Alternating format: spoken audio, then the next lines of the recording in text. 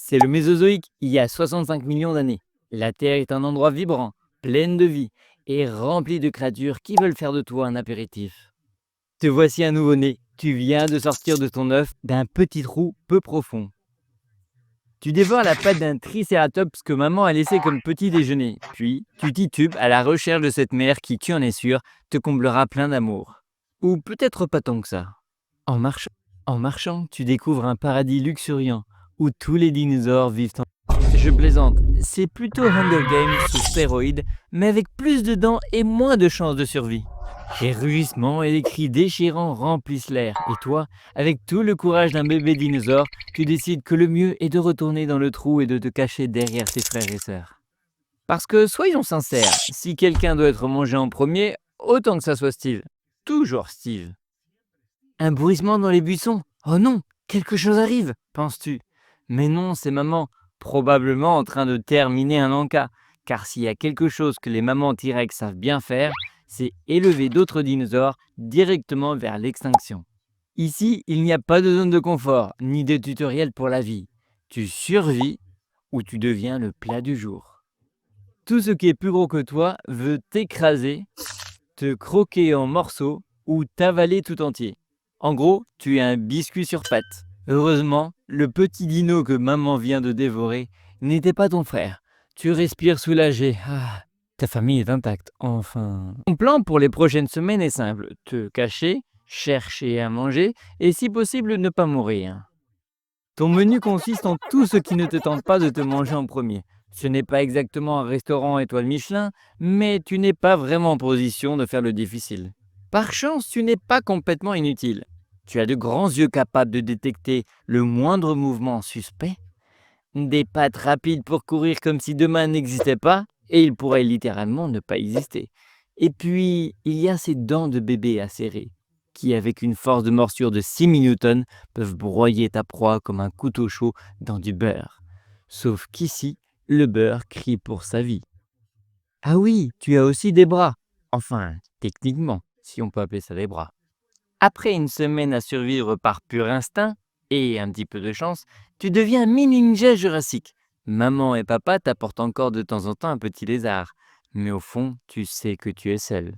L'enfance, c'est sympa si tu survis. Avançons un peu. Tu fais tes 13 ans. Oui, même toi, tu ne pensais pas arriver si loin. Te voilà officiellement un adolescent T-Rex, ce qui signifie que tu grandis comme si tu te préparais pour le prochain Monsieur Olympia. Jure, tes muscles se développent.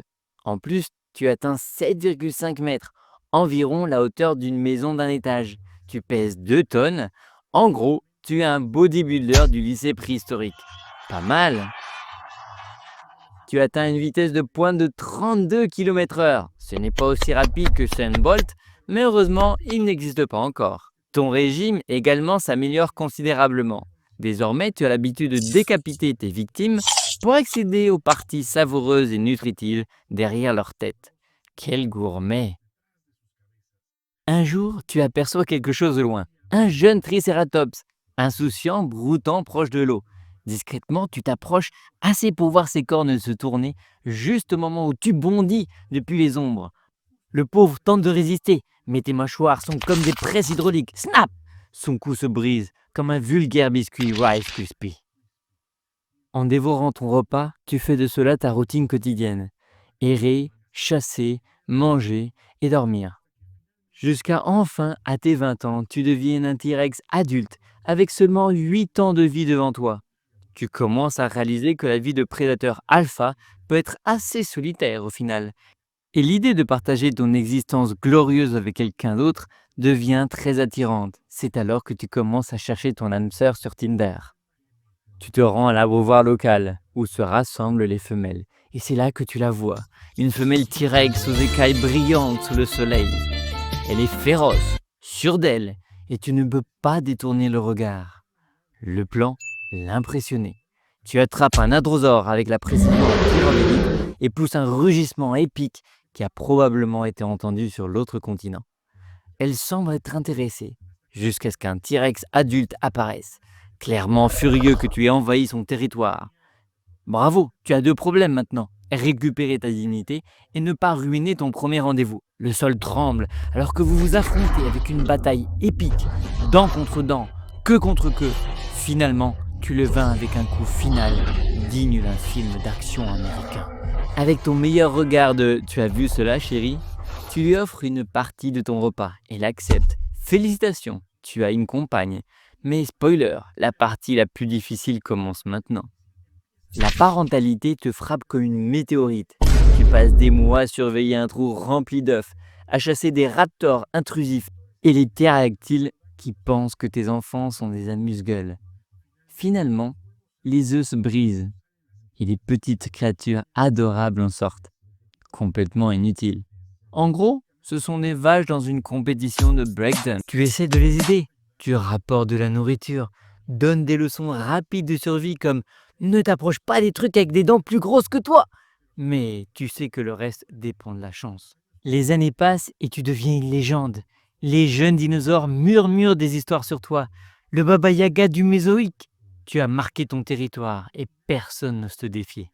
Jusqu'à ce que tu vieillisses, tu n'es plus aussi rapide. Tes muscles, autrefois fermes, te rappellent chaque année de ta vie. Les jeunes T-Rex te regardent avec respect et avec l'envie de prendre ta place. Un jour, l'un d'eux pousse un rugissement de défi. Tu te lèves et rugis en retour et penses « Encore ça ?» Le combat commence, mais tandis que tu te bats, quelque chose change. Tu ne ressens plus l'excitation d'autrefois, mais seulement une profonde fatigue. Peut-être que tu es simplement fatigué. Fatigué de la lutte constante, du bruit incessant, de la routine sans fin de prouver que tu es le plus grand, le plus fort. Et tu baisses la tête.